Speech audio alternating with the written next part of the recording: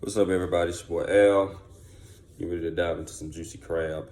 But before I did, I wanted to make a video for my boxing channel, H-Town Hitman. I wanted to discuss something we were talking about. I was talking about a friend of mine.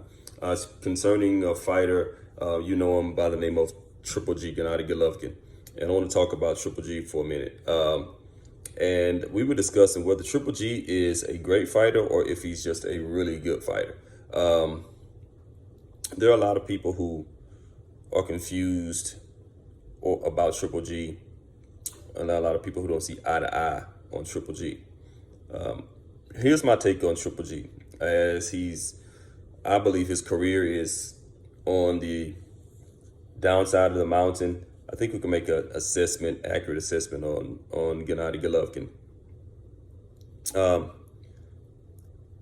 One of the issues with Golovkin, first of all, let me start by saying I believe Triple G has had a great career, great fighter. People ask, is he good? Is he great? I'm going to say he is a great fighter, but there are tiers to greatness, and we're going to talk about that. Triple G is a great fighter, but he's a great fighter who has stipulations. He's a great fighter who reached a level of greatness that left some to be desired. He's a great fighter who could have been greater had he done certain things. If you've listened to people talk about Triple G, you know there's a hard line on Triple G. There are people who can't stand him. There are people who think he's God's gift to boxing. And one of the things I want to say to people who love Triple G, who think that anytime somebody criticizes Triple G, that they're a Triple G hater, it's not that they're a Triple G hater. But here's the deal. Here's what happened with Triple G. Triple G came along as a fighter for, and this is a slippery slope, but I'm going to walk it. He's a fighter who came along, number one, for young fighters, millennial and post-millennial fighters who have no concept of the old guard. And number two, he came along for white European and Eastern European fighters who got excited about having someone from their tribe representing boxing. And let me just say this. Boxing historically has always been a tribal sport.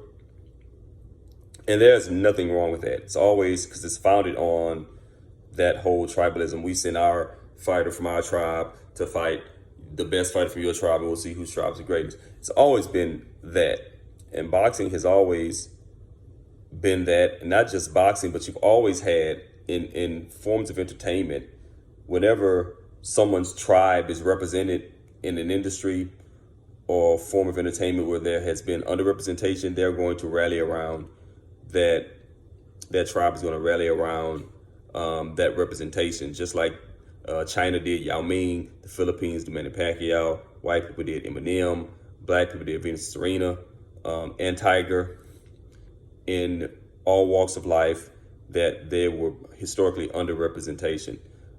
So by saying that, what I'm saying is there's nothing wrong with, to a certain extent, a bit of tribalism in boxing or sports entertainment for that matter. But with Triple G, what you have is a person who represented those two facets. And because he represented those two facets, I think hard boxing fans were put off with how overboard people went with Triple G. Triple G is a great fighter. Anytime you win as many fights as he did for as long as he did, regardless of the level of opposition, we'll get into that. There has to be some form of greatness. But here's what happened. The people who love Triple G, people from his tribe or people from this generation who had someone like him who they had never seen before. It wasn't that they thought he was great, but you started hearing things like, he's the greatest fighter of all time. You started hearing things like, he's a once-in-a-generation fighter. He could have beaten any middleweight in history. He would have beaten Roy Jones. He would have beaten Bernard Hopkins. He would have beaten Marvin Hagler. Slow your roll. That's where those two fan bases lost we traditional boxing fans. Because for us, you can be great, but there are levels to greatness. Triple G is a great fighter, but he's not in the same greatness as a Marvin Hagler or Sugar Ray Leonard or Sugar Ray Robinson or Harry Graham. Because while you can be great with Triple G's resume, you can't be as great as a Marvin Hagler or a Roberto Duran or a Sugar Ray Robinson with that resume. One of the things people need to understand about Triple G is that it's hard to compare him to great fighters who fought great and beat great fighters when you have not fought and beat other great fighters. And one of the things that you can't do, and one of the things that historical boxing fans do not do, is we do not grade on the shoulda, woulda, coulda curve. The shoulda, woulda, coulda curve is this. Well, he didn't fight any great fighters, but if he would have fill in the blank. No, we don't do that. What we do is we say, this great fighter could have beaten this great fighter because this great fighter fought this great, and this great, which were just like this great fighter. So therefore, since this great fighter fought these great fighters, we have evidence that he could have beaten this great fighter. And for Triple G, the reality is there is no evidence that he could have beaten any of the all-time greats because he beat no all-time greats. When you say a fighter is a once-in-a-generation, once-in-a-lifetime talent, he has to have some generational, once-in-a-generation opposition and wins on his resume for you to be able to say that. Roy Jones was a once-in-a-lifetime, once-in-a-generation talent. Muhammad Ali was a once-in-a-generation talent. Sugar Ray Leonard, Thomas Hearns, these were once-in-a-lifetime talents. And what proved them to be once-in-a-lifetime talents is when the opposition was on their level or sometimes greater, they rose to that. And the hard thing about Triple G is, outside of the Canelo fights, and we'll go through the Canelo fights, there are no legends on his resume that you can say, I saw Triple G beat him, so therefore I believe Triple G could beat a Bernard Hopkins, or he could beat a Michael Nunn, or he could beat a James Toney. There's no one on his resume that he beat soundly and convincingly that would move a traditionalist like myself to say he would have been able to handle himself against this fighter, that fighter. People talk about his great chin, or Triple G has a titanium chin. What defines a titanium chin is being hit by Julian Jackson and being able to take it like Mike McCallum did. What defines a titanium chin is being hit by a Felix Trinidad. What defines a titanium chin is being hit by a brutal puncher and walking through a brutal punches. So when I hear people say Triple G has a titanium chin, I can't even validate that because he hasn't been hit by Gerald McClellan, Julian Jackson, Bernie Briscoe. He hasn't been hit by Matthew Saad Muhammad. He hasn't been hit by one of these guys. He hasn't been hit by James Toney in his prime, Roy Jones in his prime. He's been hit by good punchers, good fighters, but not great fighters and great punchers. So I can't even say that. Now let's talk about what level of greatness he is. He's a great fighter. He is, I'd say, tier 2 greatness because he was a champion for a long time and he beat everybody that he fought. All right, we have the Canelo deals, and we'll deal with that, like I said, in a minute. But he beat everybody he fought, and he beat them rather convincingly. But there were things that you would see, that you could point to, that you said, if that was so-and-so, Triple G would be in trouble.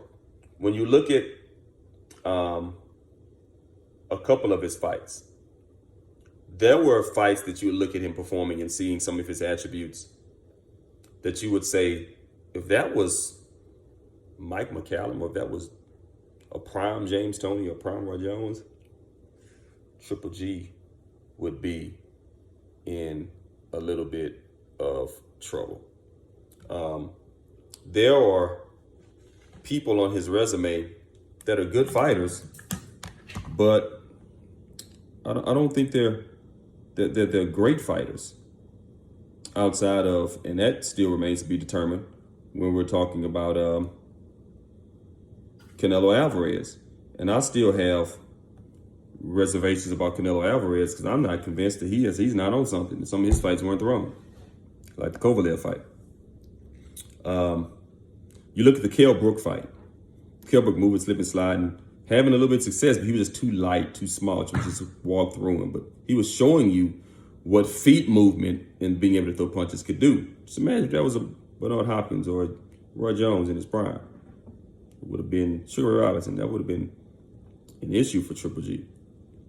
So for us traditionalists, for all you hardcore Triple G fans, for us traditionalists, it's not that Triple G isn't a great fighter. It's not that we don't think Triple G is a great fighter. It's not where you lose us. Where you lose us is when you say he would have beaten any fighter in history. He's the greatest fighter of the past 50 years. He's a once-in-a-lifetime talent. Like I showed a guy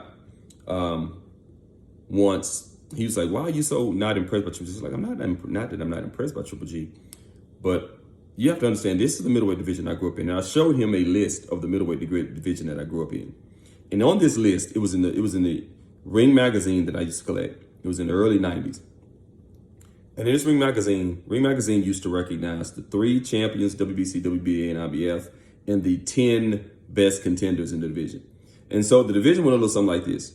WBC champion Julian Jackson, IBF champion James Toney, WBA champion Mike McCallum.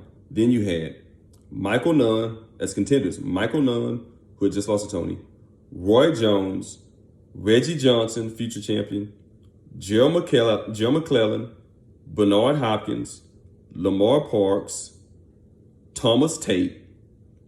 In the junior middleweight division, you had Terry Norris, Julio Cesar Vasquez. Super middleweight division, you had Chris Eubank, Nigel Benn, and a host of other fighters. So you have, within the fighters that I just named, you have, I know, at least 8 Hall of Famers in that division. Jackson, Toney, Jones, Hopkins, Norris, McCallum, Ben, Eubank. McClellan would have been. That's 8, 9 Hall of Famers in one division. And I showed him that, and his response was, Triple G would have beat all those guys. That's where you set our hair on fire. You can't say a guy who has no greats on his resume would have beaten a plethora of legends, Hall of Famers, and all-time greats. You can't say that. Here's the deal. Like I said, I'll go back to this. Triple G is a guy that for millennials, he represents their generation. And anytime somebody represents your generation, you think the guy from your generation will beat everybody else. And he also represents guys who are from his tribe, who are proud Eastern Europeans, white Eastern Europeans, who say, this is our guy, and because he's one of us, he'd have beaten anybody. So I understand it. As a person who studied boxing history, I understand why people rank Triple G the way he does. But one of the things you have to understand for us traditionalists, we will fight you and push you back on that tooth and nail. Because for us, greatness is defined by beating greatness. Triple G is a great fighter, but yes, slow your roll. He's not 10, 15, 20, 25, even one of the 30 greatest fighters of all time, because to be in that list, to be in that company, you have to have beaten somebody who is an all-time great. And Triple G has beaten no one who is an all-time great. Now let's talk about the Canelo deal. People say, what about Canelo? Because he was robbed the first fight. Okay, yeah. I gave him the slight edge over Canelo in the first fight. But someone like myself, who's a historian, would ask, why was that fight so close? Why was this great knockout artist who could beat anybody in history, why did he let a guy coming up from the junior middleweight division who was schooled by Floyd Mayweather push him that far, push him to the brink? Why did it even have to go that way? If he's who you say he is, he should have knocked Canelo out. He should have knocked a junior middleweight out. And in the second fight, why was he letting this junior middleweight push him around the ring? So even when you try to bring up Canelo, there's still things that you have to answer. There's still questions that you have to answer, because Canelo, remember, was a junior middleweight coming up to middleweight, fighting a lifetime middleweight who probably could fight at super middleweight or light heavyweight, and pushed him to the brink. So right there, you have evidence that he would have been able to deal with Hagler. Because if Canelo could push you to the brink, what do you think a big, strong middleweight like Hagler is going to do to you?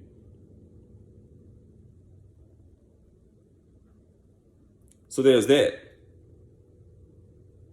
And there's also the fact that when he started stepping up in class to the Canelos and the Danny Jacobsons, we're knocking them out. The sign of a class, all-time great Class A fighter is a guy who, even when the competition rises, you can still knock them out. You can still win by not. That's why Sugar Ray Leonard is considered, to me, one top 10. So stop Tommy Hearns. And Tommy Hearns is young, undefeated in his prime. Benitez, young, undefeated in his prime. Donnie Lalonde in his prime. I mean, Sugar Ray Leonard was an absolute monster. Smiled at you, but that guy was, like I said before, that guy was a dog. He would come and get you.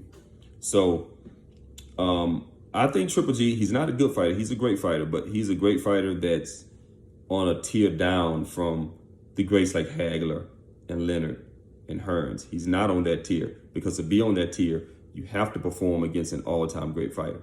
Now let's talk about this.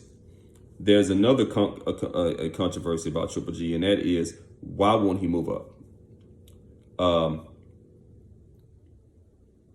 Somebody who's dominated that division like that historically over the past 50 to 60 years, once they've dominated that division, they say, okay, time me to go north, see what's north, conquer other lands. He never did. Why? That too is a knock on his resume. Now, some people, some of his defenders, millennials, Eastern Europeans, defending with this. Well, he don't have to move up. I mean, Hagler never moved up. True. Hagler never moved up. But how many Hall of Famers did Hagler fight at middleweight? 3? Was that middleweight division not still the glamour division of boxing then? Fresh off of a run from Monzon, who before Monzon, that was Robinson. So wasn't the middleweight division still the glamour division, still with people coming to Hagler? Legends, Hearns, Duran, Leonard. Mugabe was no punk. Came from junior middleweight to fight Hagler. And the super middleweight division in Hagler's day was a startup division. He couldn't have, there was no super middleweight division to move up to in his hay. No super middleweight division. So he would have had to jump to light heavy. And as somebody who was only 5'8", 5'9", he would have been way too small to fight at light heavy. But Triple G has a super middleweight division who had a guy named Andre Ward who was 8 pounds north of him. Another guy named Carl Froch, 8 pounds north of him. Never once tried to go up, fight one of those, challenge yourself and go up. Which every Duran, Leonard, Hearns, everyone who's anybody over the past 50 years has moved up. Pacquiao, Chavez, Whitaker, Mayweather, De La Hoya. Oh, so why can't you go north? Just at least one division. Put yourself out there. And again, his naysayers will say, well, to go back to the whole comparison with Hagler not moving up, the super middleweight division was an upstart. And you didn't really have super middleweight division going strong until years after Hagler retired, and Leonard moved up and fought Donnie Lalonde for the super middleweight and arguably super middleweight and light heavyweight title at the same time. And then some years later, you had Ben and Eubank and McClellan and Jones and Tony. That was years after Hagler was retired. There was no super middleweight division in Hagler's hay. None. So throw that argument out. Throw that argument out. Hagler didn't move up because Hagler had nowhere to go. Triple G had somewhere to go. And there has to be a consideration of what would have happened if he'd have moved up and fought Andre Ward or Carl Froch. You have to think about that. Mike McCallum was knocking everything out at 154, but when he moved up to 160, not so much. Would that have been the case with Triple G? And why do we call for certain fighters to move up and we call for certain fighters to stay in their weight? We called for Bernard Hopkins for years. Move up and wait, move up and wait, move up and wait. He did 2 divisions and beat the guy who just knocked out Roy Jones. So how could you put Triple G over him when Triple G would not move? Yeah, he lost 2 highly controversial decisions to Jermaine Taylor, which I thought he won both of those. But look at what he did to Tarver. So why does Triple G get to stay safe? Triple G will go down as a great fighter, but he won't go down as a great fighter. He won't go down. When you're naming the top 10, you won't be able to put Triple G in it. I'm sorry for anybody who's 17, 18 years old or who's a true Triple G super fan. He will not be one of those fighters. Great fighter, respected, always fought hard, always comes to win, always puts himself out there. Don't back down from nobody. Great fighter, you have to give him that. But slow your roll when you're putting him with the Lamadas and the Robinson and you're putting him with please don't put him with the Monzon or no, he's not that. You have to have some greats on your resume if you're going to be that. So I respect him. I'm not a Triple G hater. Don't take this video as a Triple G hate video. I still think he's an all-time great. I just think super fans of Triple G need to just keep it in perspective that you only get all-time greatness when you beat all-time greats. You can't be all-time great with no all-time great wins against great fighters on your resume. I think too many young people they haven't been alive long enough to have some concept of Hagler, Hearns in their prime, in their early 20s, in their mid-20s, Pryor, Arguello, Gomez, Salvador. You know, they have no concept. You know, they got all excited when, you know, Teofimo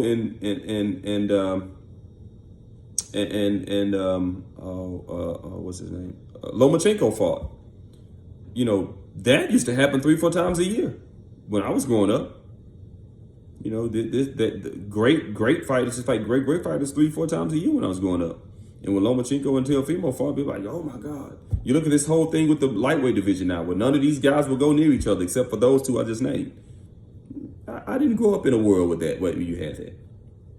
A lot of fight fans growing up in this world now. So they see someone like Triple G and they think he's God. But trust and believe, we've seen boxing God, and it's not Triple G. Good fighter, great fighter, but he's keep it in perspective. And I'm not telling anybody who's a fan of Triple G not to be a fan of Triple G and not appreciate him and that he doesn't deserve glory and credit for what he's done, because he certainly does. What I'm saying is, please just bring it down a notch, because and don't be on the I just believe train. I didn't see him beat somebody like Hagler, but I just believe I didn't see him beat someone like Leonard, but I just believe if they would have. No. We need to see some evidence that someone like that Triple G could beat. No, we've seen none. So let's keep him in perspective. He's a great fighter. He's not a good fighter, great fighter, but not one of the upper echelon greats. Don't forget to click like, subscribe, Hitman, H-Town Hitman. There'll be more boxing videos. There'll be some comparison videos. There'll be some super matchup. This great versus that great. Who would have won? Why? We'll tell you why I believe certain people would have won. We already got the Mayweather Hearns video for you to watch. View that one. Tell me what you think. If you disagree with what I'm saying, put it in the comments. If you agree with what I'm saying, put it in the comments. Tell me where you think Triple G ranks. Peace.